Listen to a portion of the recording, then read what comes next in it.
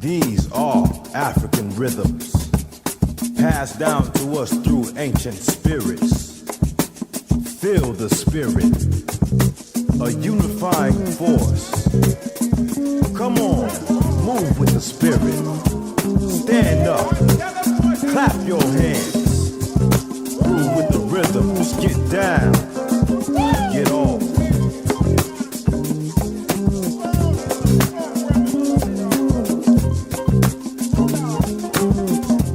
Welcome to Africa World Now Project. I'm your host and producer, James Pope. Today, reflections on autonomy, direct democracy, and marronage with Modibo Kadalie, Part 2.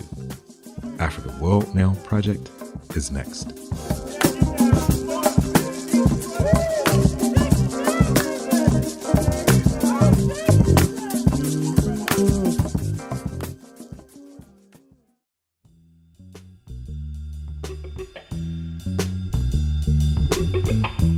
What you will hear next is part 2 of a 4-part series where we explore autobiographically the origins of Modibo Kadalie's perspectives on direct democracy, autonomy, Black radical labor history, and Pan Africanism.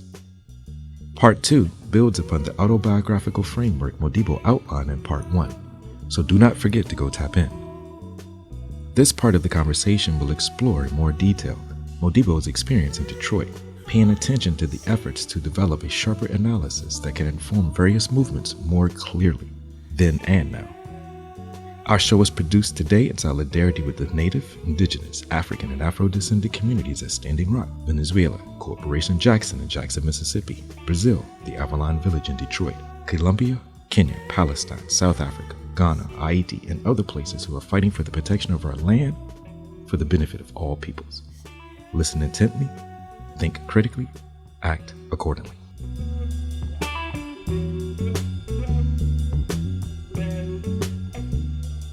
He sat right down in front of me because we had these assigned seats. And he would come in, and all the guys that were spoofing him, the guys would rise because there was a woman in the house.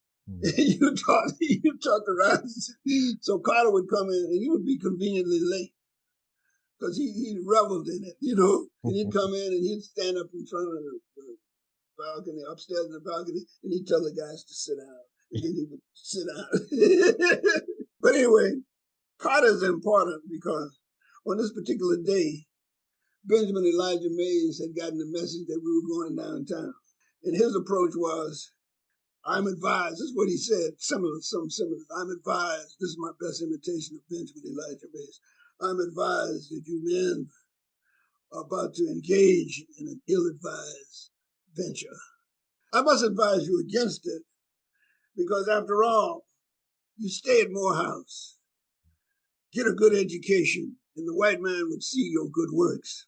So this guy Carter, he said, Mays said, I, Benjamin Elijah Mays, graduated from Bates and Bowdoin, and this and that and the other. So Carter, the guy in front of me, he says, if Dr. Mays is so good, why don't he go downtown and get him a hot dog? He put everybody to rest right then. People say, yeah, if he's so good, why don't he go down and get him a hot dog? Them crackers wouldn't let him sit down for a minute. They'll arrest his ass too. The sharp clarity in the thought, right? Yeah. I later had Carter. Carter never graduated. I later had him in one of my classes at Atlanta Junior College some years later. And he didn't even remember the event. I thanked him for clarifying it for me. You know how things are. Sometimes stuff can be clarified by circumstance, you know. I know that, folk who will be engaging this or are following this because, again, as someone who has just an extensive record and a scope of doing work, but still thinking and still doing, at this particular point, based upon these sparks, right? These things happen. Yeah. And later, when Martin Luther King got killed in 1968, I was teaching at Langston, and I'm seeing Martin Luther King, Benjamin Elijah Mays eulogizing him. You know what I mean? And then I'm reflecting because people don't believe. Martin Luther King was a persona non grata among the black petty bourgeoisie. The black petty bourgeoisie in Atlanta, old man King was trying to make excuses for his son. But that's the way it goes. And I said, damn, that's strange. I thought he didn't like Martin Luther King, and he is eulogizing him in this big funeral. That's part of the weaponry of those bourgeois, is to incorporate and distort the experiences, or to distort the image, particularly their role in suppressing, these folks. But at the same time, they kind of like get on top of. Lenin actually talks about that, about revolutionary folk as well. If you go to Morehouse today, you see a statue in front of the new chapel, Martin Luther King standing there pointing way over there. He's pointing in the direction in front of the chapel. He's pointing. You go to Graves Hall, you see a statue of Mays, and I'm sure that they made sure that it wasn't bigger or smaller. It's about the identical sign. He's pointing too. My father used to talk about Booker T. Washington like that, because he went to Tuskegee, right? So he says, I never did understand what he was doing by was he raising his veil or putting the veil down? That's that iconic statue when the black slave got the plow. That's fascinating. That critical, perspective, and of course, again, this is obviously, fuel the foundation of one's particular perspective, looking back and teasing out these things. Is also part and parcel of your own. And so what I'm interested in now, what were you driving as you were kind of moving in this particular period? You're in the South, but then you mentioned teaching at Langston in 68.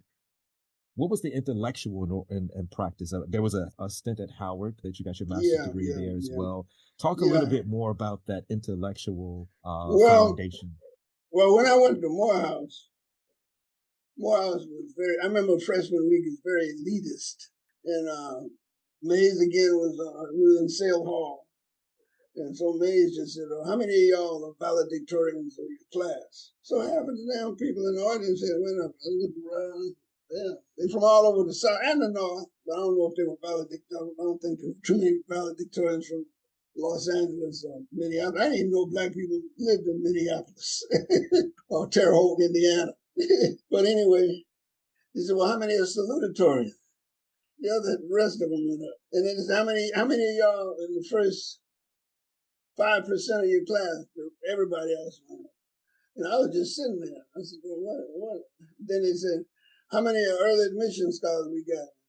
12, 14 of us, we stood up there. And he said, that's who you're here with. Okay.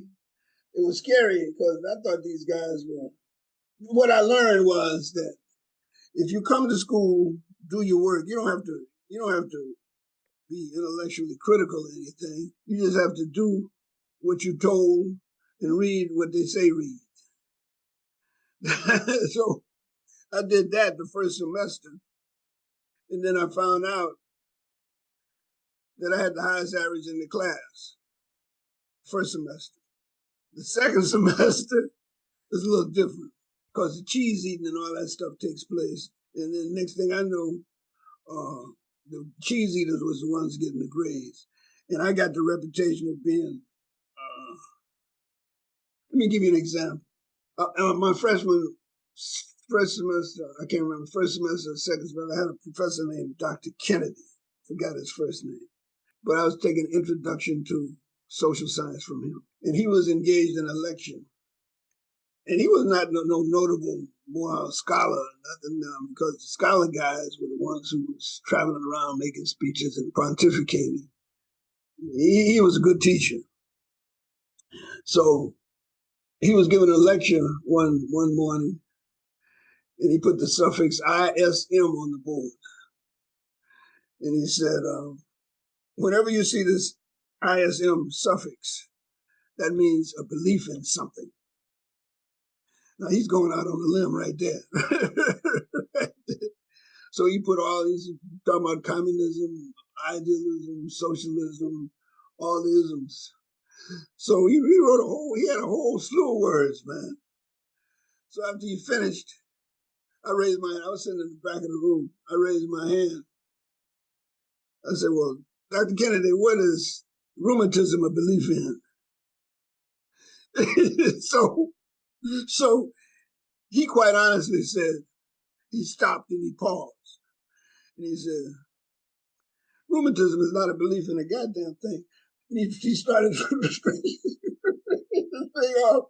So I got a reputation like that. And another incident, I was teaching, I was in a religion, you have to have a year of religion at Morehouse. The first year is comparative religion, next year is the Bible. So they had a guy who was a preacher teaching the Bible course. And the first day he was asking, okay, how many of y'all have accepted, have made a leap of faith? He was explaining what a leap of faith was. And so everybody in the class raised their hand. They all made a belief of faith. Then I realized I had not, I had not made a leap of faith. And so he said, stand up, young man. Do you believe in God? I said, not really. I don't believe that. That's kind of, I don't quite get that part. And I was being honest with him. And he said, he was jamming me up. He said, well, how do you expect to pass a course in religion when you don't believe in God? I said, wait. I said, I'm taking this course because it's a requirement for graduating from this institution. I didn't believe that a belief in God was a prerequisite. And the guy said, ooh, and I sat down. So I got that kind of reputation. And I remember doing the frat, pledging a frat. Oh, by the way, Kennedy recommended me for a prestigious scholarship. This is another, this school thing is deep, man. He recommended me for some kind of scholarship. I think it was a Merrill study abroad kind of thing. That was all new during that period. So, and I got to be friendly with him because he basically understood, that you got to have a critical view of these things. So I'm being recommended. I'm going before this panel of scholars, which are going to decide who goes. So I think they recommended about 10 guys. They were going to choose 4 or 5 or something like that. So the guy who was the chairman of the committee was the French professor. The last name was Jones. We used to call him Parlez-vous Jones. We used to call him Vu Jones. I'm just giving you the flavor of what was going on. So I came in there and he sat me down. So Jones is talking about the scholarship and why it's been the past, what is happening. And some young men are going over there and never come back. And some of them got married and stayed over there. And so Vu asked me first question. He said, "Would you marry abroad?" So Kennedy started chuckling first. I mean, he was on the panel because I had a straight face. I was trying to figure out what the hell was going on. But when Kennedy started chuckling, I started chuckling because he was chuckling. So everybody broke out and started laughing except Vu. Vu didn't appreciate that. So all these things are, building up. Oh, there's another thing that's happening. They had so these are outside of the classroom stuff, This is part of the struggle and culture of the school. So they had some money. They had what they call a cultural affairs committee, which I guess was democratic enough. And they got a panel of guys who chose from a list of concerts and people they wanted to have to come in concert at the school. So the homecoming dance, traditionally, in order to get into the dance, you'd have to have the tux or the tux on the tails to go to the dance, which was in the gym. My man Freeman, which is a guy, his name is Freeman. I might call him today. So he was a swimmer too, by the way. And he came to me. He said, "Man, it ain't right. You got to spend another $40 to get the tux and the tails to go to a dance in the gym." So the country boys saw it as bourgeois bullshit. The city guys saw it as part of being Morehouse. So we had a debate on it. I represented the side what we call the blue suit was good enough side. And David Satcher, I don't know if you know David Satcher. David Satcher became, I don't know which administration, but he became the Surgeon General. Yeah, David Satcher. I know you're talking about. Yeah, he's retired and lived there. David Satcher became blue suit. He was student body president, and he actually was a frat brother. Frat was split right down the middle on this issue. So I got up there, and I was trying to, rally my forces, and he was rallying his forces. And his thing was, it's time for y'all to grow up and be men, and we have to understand certain traditions and certain expectations, that kind of. And I did the undemocratic thing. They say, if you're going to charge us the money, but don't charge us money and then charge us on top of that money. Plus, that is to go I said to dress up with tucks and tails to go to the gym. We lost by one vote, 1 or 2 votes. It was close. And so I got the representation of traditions and stuff. I remember one time the frat had a chapel program, and I was the chaplain because I was chaplain of Omega Psi Phi. But the chaplain in Omega Psi Phi was the guy who sits up, and when they would start drinking, he just put some words in there, to excuse people drinking, right? So when I started, here's a toast, and then I started going crazy with some words, and then we drink. But in the chapel, the chaplain had to pray for the school. So I thought I got an occasional appropriate prayer. So I said, Supreme Bossless of the universe, know and think of all time. After the thing was over, by the way, I'm enjoying this because I'm regurgitating a lot of this. I know, I appreciate it. And this is very interesting because, again, you were, this is contradicting the atheist proclivities that you also had. But this was a different. I was. Let me tell you when I really became an atheist. But let me finish this story here. Yeah, please. Yeah. So after the program was over, Dr. May said, "Come over here. Let me talk to you." He said, God is not an omega. So I said, well, I thought we was omega supposed to be handling the program. So I'm sorry if he says that's a serious breach of protocol. I said, oh, man. So man, it was just, it was like that. These traditions is all over the place, man. And here I'm a country boy on the one hand, trying to navigate. And on the other hand, when I become a real atheist, this guy named Lonnie 2X, his name is Lonnie Cross at the time, a mathematics professor at Atlanta University, because my son took a class from him too. But he was a young professor, and there was a place on the corner of Chestnut and Fair Street called the Yates and Milton Drugstore, and he would be holding forth down there about beliefs and philosophy and stuff. And so he had him on the ropes. He proclaimed himself an atheist. And he first asserted that God was the creation of the human mind, which to me made sense because they had all these different forms. Then he posed the question to one of the young aspiring preachers in the place. He said, can God build a wall if he knows, he hemmed him in. He said, do you believe that God can do anything? He said, yes, because he's God. Can he build a wall that he himself can't get over? So I said, whoa. I mean, it's elementary now, but that was a conundrum, man. And he said, you see, believing in God is a contradictory thing. And I said, man, I thought about that. I must have been about 18, 17 years old then. But I came out, I was a closet atheist. I came out asserting my atheism. And that didn't help my average. So this is, I guess, this is a very important question. You graduate from Morehouse, or you leave? Yeah, Morehouse. I did. Yeah, you leave Morehouse. Let's pick up there. These experiences are definitely opening, right? There's opening, and And with every opening, there is also an opportunity to fill it with something, right?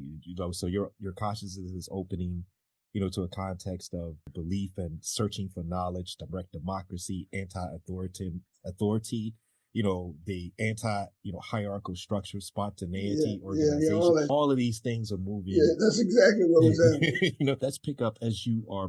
This is a great foundation of your, coming from your community, going to Morehouse. This is opening spaces, but then you leave Morehouse. Let's pick up there. What happens in the context of leaving Morehouse and how it sets you on a trajectory to be involved with the League of Black Revolutionary Workers, to be involved with a lot of, African liberation support movement. We'll talk about those things in sequence, but you leave Morehouse. What is happening at this particular Well, I left. I graduated from Morehouse in 3.5 years. I left in January of 1963. I was 19 years old, so I came home for a while, and I applied to graduate school. I got a degree in psychology and sociology. So I came down here, and I was teaching as a substitute teacher until May.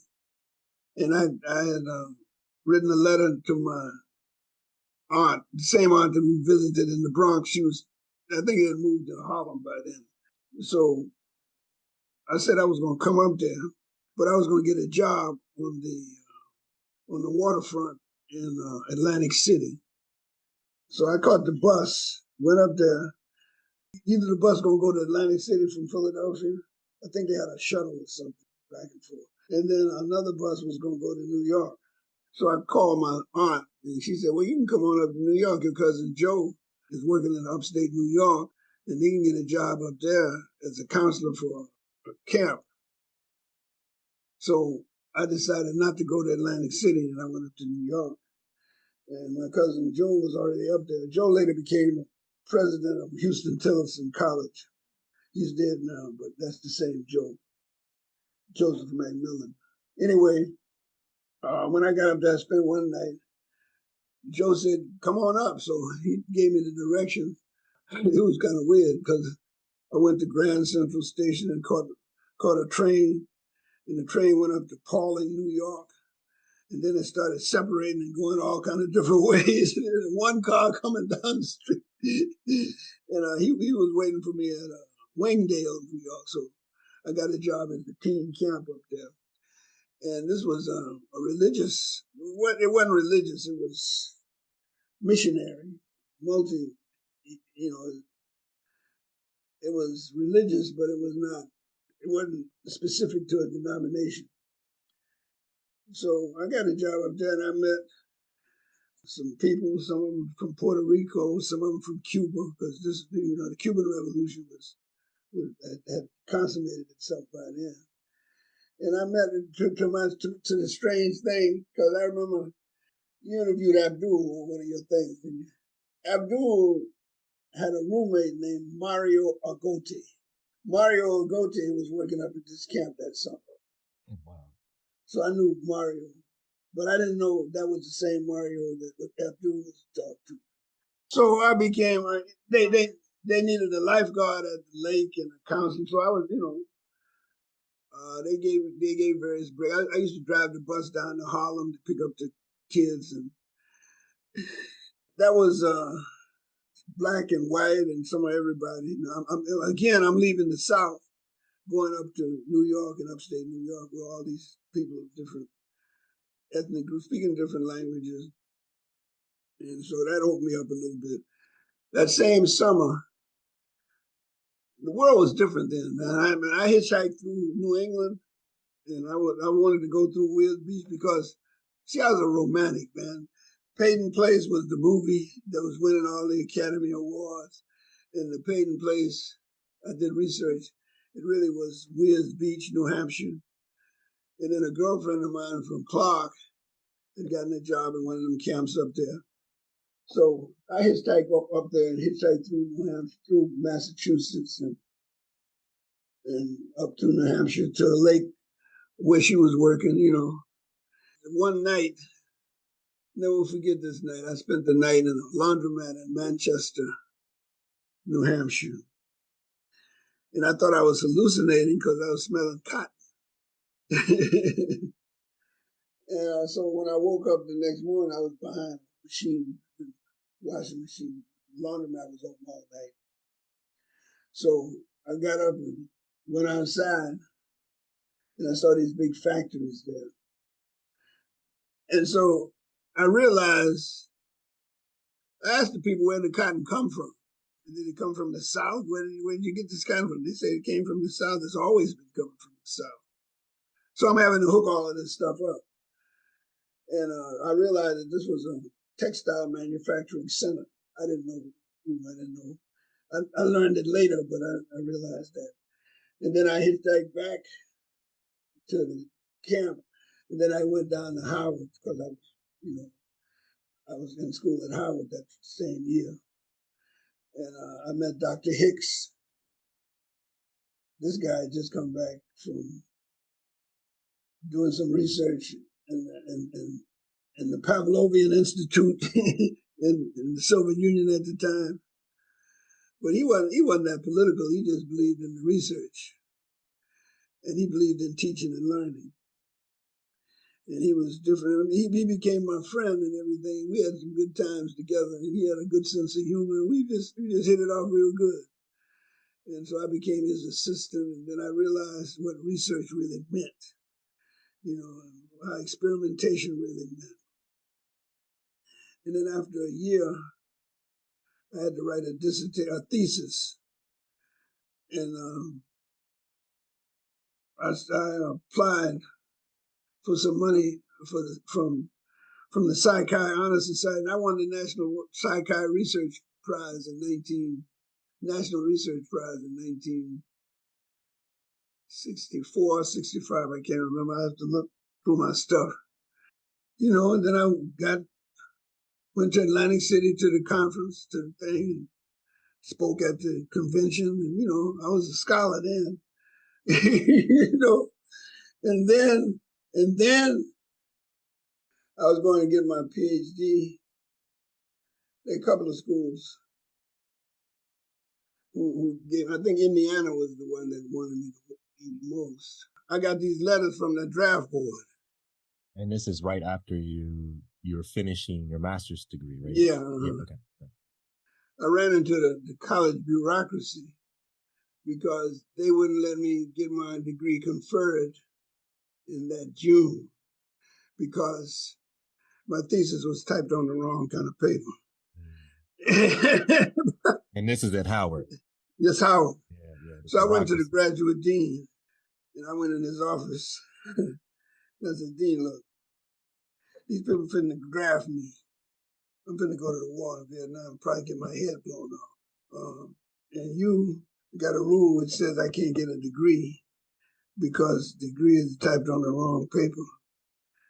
And I can't get into no graduate school unless I have a degree. And you can imagine what the guy said. What do you think he said? I think he said, tough luck. Yeah, rules are rules. I'm firmly in the HBCU system, as a student, as a professor. Same so I Howard. know, I forgot the guy's name. Same Howard. So I applied. So I said, no, I gotta go to Plan B. So since I couldn't get a degree, I applied to Dalhousie University, some Canadian university. They said I could come up there. I didn't have to have the degree in hand. I have a degree or some kind of letter from somebody. So I went back. I applied, and I showed him that I had been admitted to one of the Canadian universities. I think it was Dalhousie. He said, well, I can't write you the letter because you don't have the degree. So I came back home. I'm seething, man. You know what I mean? So I go to Hinesville, that's the county seat of Liberty County. And this old segregationist lady who was over the draft board, appointed by the county commissioners, which was still segregated. No black county commissioners like that. I go to Atlanta and get my 1A. Well, the classification I had was 2S. Then I get the 1A, which means that they gonna call me up as soon as I got back or whatever. So I made plans to go to Canada. And so I left and went to Canada. Now, what was happening, my father and I was split. He couldn't understand that. His thing was, this is America. People have duties. I served in World War II. And he had said, my brother had gone to Vietnam. And it came back an alcoholic, really bad. But my father advised him to go to Vietnam because it was early in the war, and he figured if the war got heavier, that he'd already fulfill his obligation.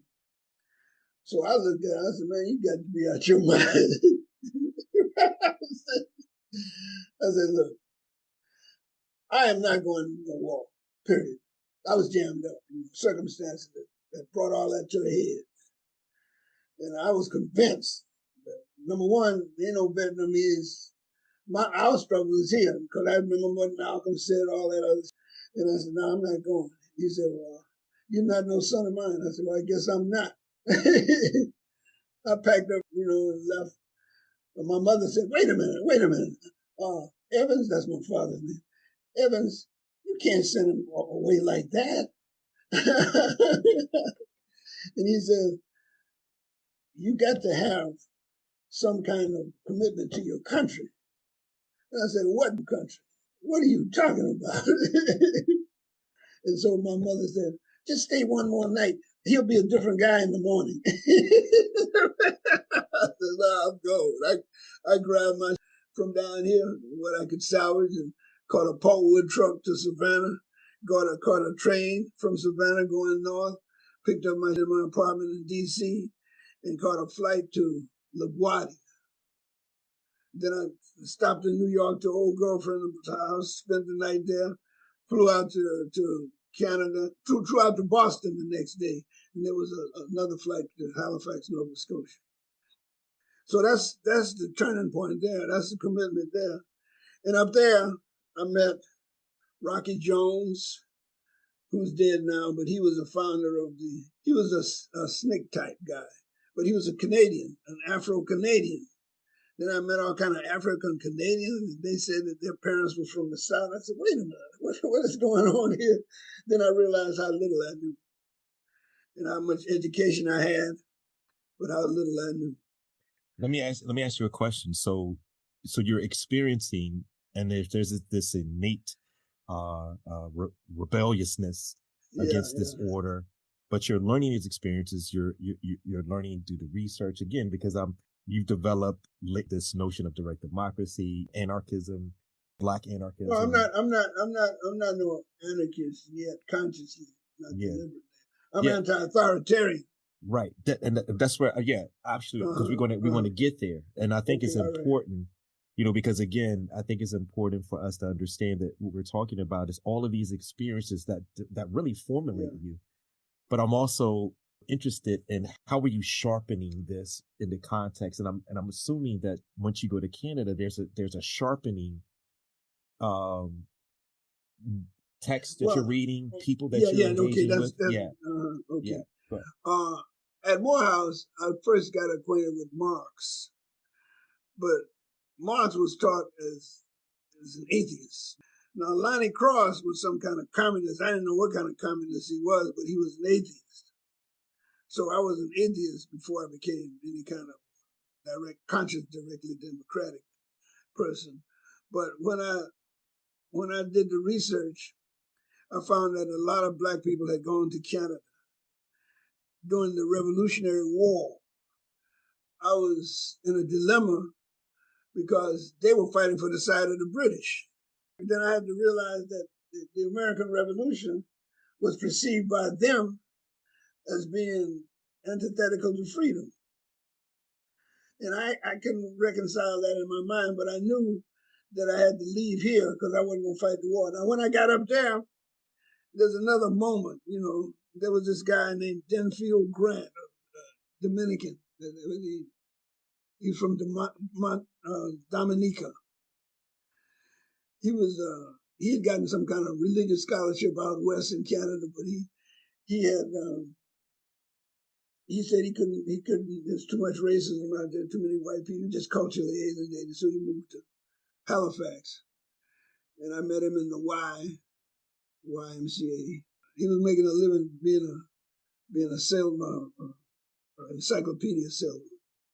Now these people at Dalhousie has given me some money. They'd given me about $800 or $900, and when I was to show up with my degree in hand or when I get into the program, they were going to give me installments along the way. But I couldn't get to Howard University to write a letter. I got Hicks. He wrote a letter, but that wasn't enough because he wasn't even chair of the department. So here I am in Canada, and I'm with Denfield Grant, and we going out to this place called New Road at the point. It looked like an Indian reservation. I think it's called Preston now. Went out to New Road, and there was this black guy. He had a house, a hut, really, on top of the hill. The house didn't even have. This is the dead of winter by now. Snow on the ground all outside. He didn't even have no floor in his abode. It was just packed down dirt. And we were gathered around a potbelly stove and sitting on Coca-Cola crates. Nice guy. He wanted to get them encyclopedias for his children because he wanted his children to be educated and everything. But he was the closest thing to a peasant I ever seen in my life. And he lived among a whole bunch of other people living like that. Another dilemma is posed. Then he introduced me as a guy from Georgia. So he looked at me and he says, Pole Mo. Mo is, I guess that's the Moorish Mo. Mo is black, that's for black people. Pole Mo catching hell down there. I said, yeah. So then I realized that this guy's pitying me and I'm pitying him. And we're two black people up in Canada with snow on the ground outside pitying one another. Then I'm realizing that something's wrong here. Is it that black people are innately ignorant and dumb or what? Or there's something must be. But these people were resourceful. And then I reflected on the people that I grew up with. I mean, they were smarter than the white people, really. The white people was the dummies. And then I began to realize there must be something systematically wrong. And at the same time, I got a job down on the it's supposed to have been a stopgap job on the dockyard, in the dockyard. At that same time, the Russians had just consummated a wheat deal with the Canadians, and the Canadians were neutral in the war. So every once in a while, I would see a group of Russians in the bars up and down near the shipyard. And I started talking to a couple of them, and one of them gave me a Russian version of what is to be done by Lenin. It was in Russian. I couldn't read it, but I had enough affiliation with the school, the university there, to go out and try to get it translated. And that's why I got in touch with the Russian Revolution. And I used to sneak in a class in Russian because I got some of my notes in Russian in the shed outside here. I was trying to actually learn Russian, and I learned to read a little bit of it, So then I realized that my education had to, at worst it was just a brainwashing, and at best it was had to be critiqued. And also too, just so you know, there was a reflection. There was a young lady that I met when I was working at that summer in upstate New York, named Jean Dix. So that was my girlfriend that summer. She came down she was a reader. And also she was a student at the Philadelphia Museum School of Art. And she turned me on to Khalil Gibran and some of the, idealistic poetry writers during that time. I picked up Che somewhere. I can't remember where I got Che from. But these are the books that I was reading. That's the stuff I was reading. And it's also, you're engaged with, some folk from the Caribbean, in this From the area. Caribbean, yeah. You're working on the docks. And this Yeah. is a very, very, this is like almost like a university within itself. Yeah, it You was. know, And then Rocky Jones was my drinking partner in the bars, and he was local, so he would give me some local, and he'd hang out. And they started what they call the peace movement was picking up, even in Canada. There was an organization called SOBU, the Student Union for Peace Action. They had a little local chapter there in Halifax, and then they started developing this community house it was a community center for Black kids where they could play basketball and they could, it's just a community center. And I wasn't associated with it directly, but I would go by and hang out. I played basketball with the guys sometimes. And so you're there for about a few years because you are. No, just 1 year. Let me tell you 1 year, because by that spring, I couldn't get a job on the shipyard no more. And I went and said, what? The St. Lawrence Seaway, which was frozen, had thawed out. And so they were getting the wheat from upstream, up there in Montreal and up to St. Lawrence Seaway. I mean, so the circumstances, I just trying to understand what was happening to me. I felt like I was being battered about, but I understood that the world was like that,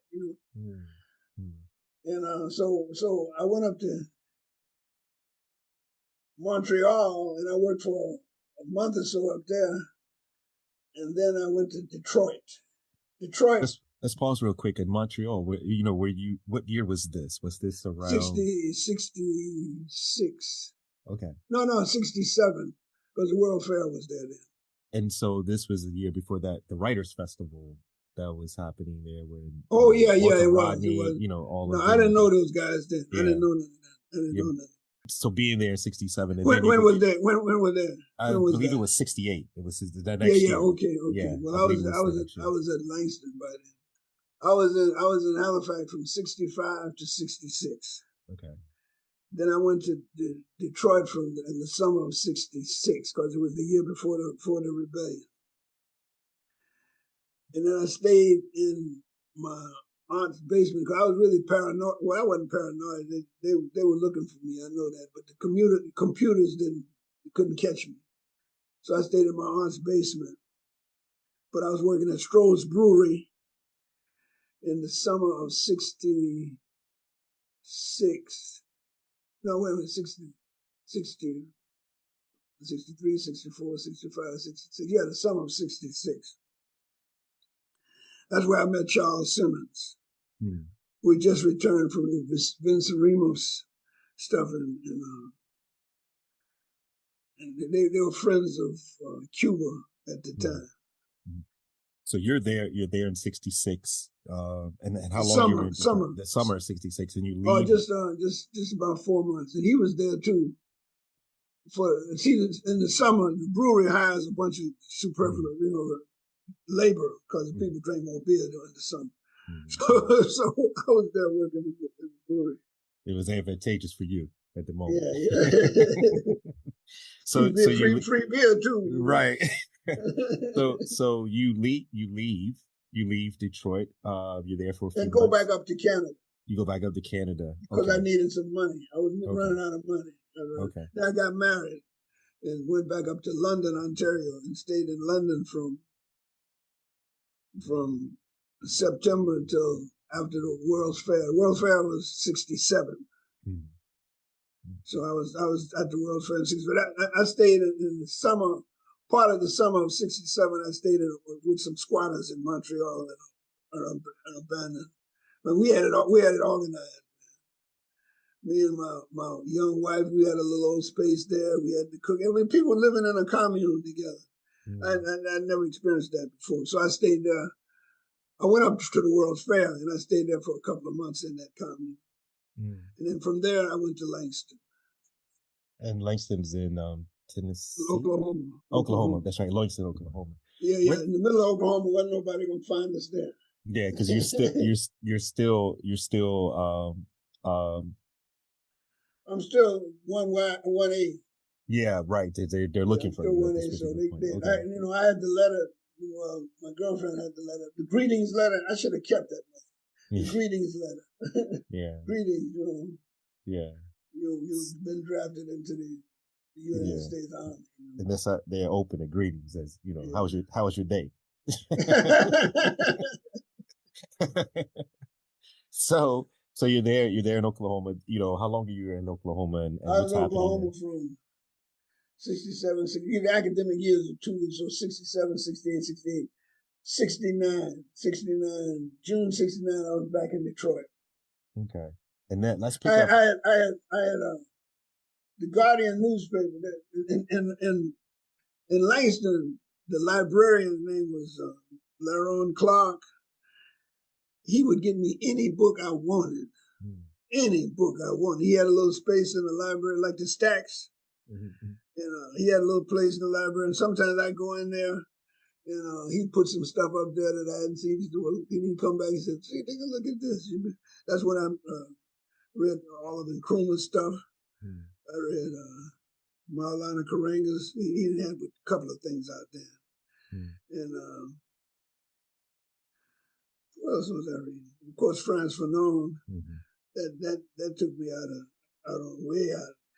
Of course, Malcolm X's autobiography and stuff. And those are that kind of stuff I was reading. Negritude stuff like that. Okay. But on top of that, I had already been acquainted with Lenin and Che.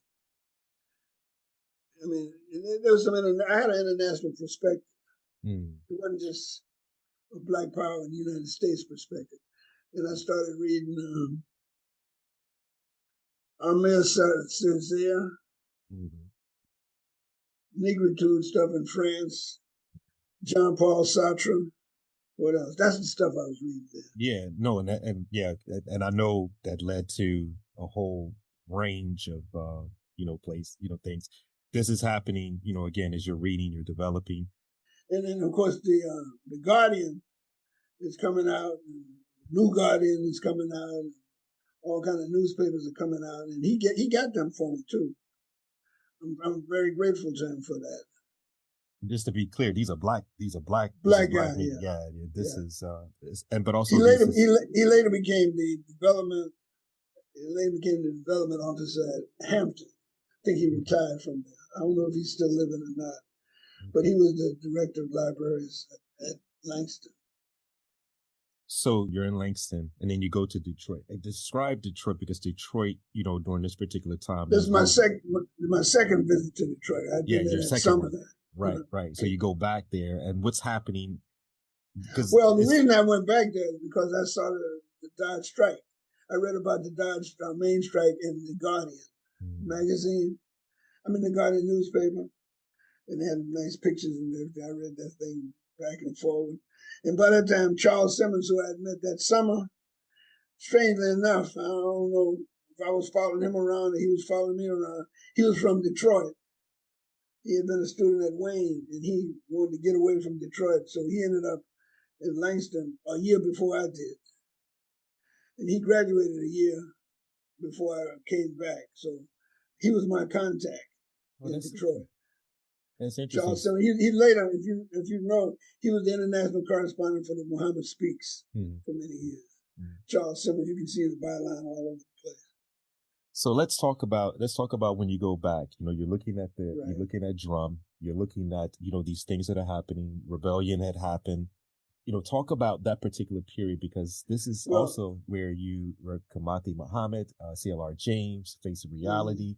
All of this, there's things going on, and you move into this space. Yeah. Well, I got a job at Highland Park Community College right after I left Langston, and I was married. My wife and I'm beginning to move in a direction where she can't go. I read anything came out of Africa. I became an Africanist because all these independent movements were taking place in Africa, all kind of stuff. And of course, Nkrumah was at the head of all of that. So I read everything that mentioned Nkrumah. got to the tribe, I knew that the drum was formed. There was no league yet, just drum, because it was the summer. Got in contact with Charles. Charles took me over to what became the league headquarters, and I met General Baker. I was very impressed with him as a human being. You know. He was amiable, nice guy, but he was resolute in what he believed. You know, people respected him. He was a big, you know, he could be. You knew that this guy, whatever he said, you know, he wasn't gonna let you down. You know what I mean? You know, he'd have your back. Boy. I don't know how he achieved that kind of magnetism. So we became friends. You know, General Gordon Baker. Later found out that General Gordon Baker and my great-grandfather, his great-grandfather, were in a land dispute in Hancock County, Georgia. And his grandfather got all the land. My grandfather became penniless. But anyway, that was later on. But General Baker was there. There was a split between the cultural nationalists in Detroit and the Marxists. And that was an early split. Because I had a dashiki when I got on there. General Baker said, well, you can't wear that on the street, man, because you might people might misunderstand. So me and Charles took off our dashikis right there in the office. Yeah. I just talked to Charles yesterday, man. He's doing all right. He's gonna be down here this summer sometime. Oh, good. So talk a little bit more about this environment. So yes, the split comes out, but this all, that split between, the Marxist cultural nationalists, that's something that's happening across all over, context. all over. Yeah. Detroit is very interesting in multiple particular ways because of the a lot of folk who come out of that particular kind of move against these hierarchical structures. It was a very interesting period. Could you contextualize a little bit more that led up to the split? Yeah, just talk. Yeah, please. In 1967, the rebellion took place, a hell of a rebellion. In 1968, there was another rebellion in the wake of Martin Luther King's assassination. All kind of organizations were developing. The Shrine of the Black Madonna, they had just painted the Madonna black. The Nation of Islam, who had been there for a good little while, they were entrenched. The Black Panthers was there. They were recruiting some younger people. The student movement was beginning to develop black studies in all of the schools. Wayne State, Highland Park College, which was where I was. And we had a long strike that following spring. The strike lasted for a whole month. And that's the first time policemen, came down on me with some guns. Boy, that was awakening there. That was an awakening there too. And the League, with its unique perspective, was taking shape. The RNA, Republic of New Africa, they were strong. There was a shootout at the, I don't know whether it was the shrine or where, but there was a shootout. So all of that action was taking place, had just taken place and was beginning to take place. All these different formations. But these organizations would coalesce around certain charismatic leaders and their followers. The followers didn't have a real understanding of their ideological perspective. All they wanted to know is that this guy here was real deal guy, and we're gonna follow him.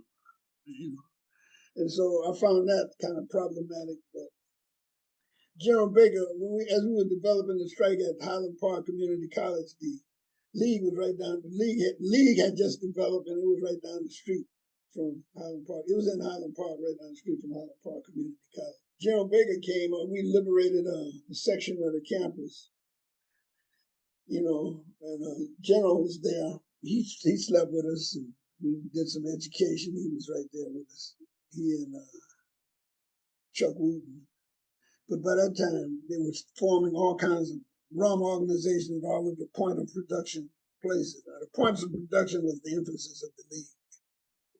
But they were not quite clear because there were some different tactics on what to do. So I can take Drum, for instance. There was an election in the Dodge main plant, which was in Hamtramck, which was a sister city from Highland Park. And some of the guys wanted to run for office. Other guys wanted to have these stewards on the shop floor. Other guys wanted to hook up with the Black Panthers and set up, there's all kind of confusion going on there. In this process, we put out a film called Finally Got the News. That was a production of the League. When the League opened a bookstore, they were all kind of bookstores.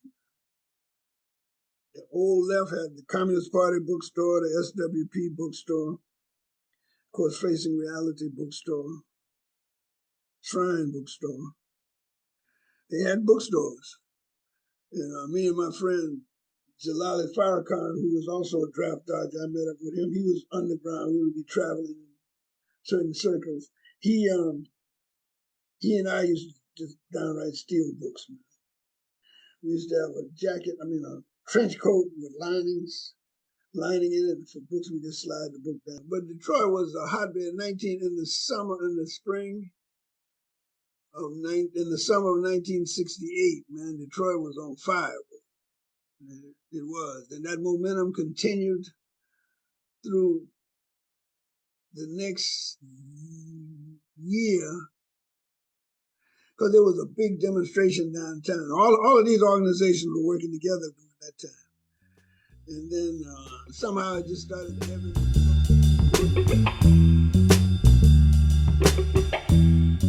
That's it for Africa Woke Now Project for this week. I would like to thank you for joining us today and look forward to spending time with you next week. Follow us on Twitter at AFWRLDNWPRJ. Instagram at Africa Woke Now Project.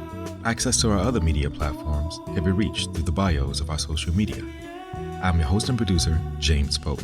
The Africa Woke Now Project Collective consists of international media journalist, executive producer, and human rights activist Moiza Mutali, Africa Woke Now Project media correspondent Funa Ngonda, senior research, content contributor, and production director Dr. Tasneem Siddiqui, senior research, content contributor, and production associate Dr. Josh Myers, content contributor and filmmaker Kurt Watterson, technology advisor is Byron Gray of Grayworks Technologies, and creative directors, international creative and artist designer Tabassum Siddiqui and Judah Pope.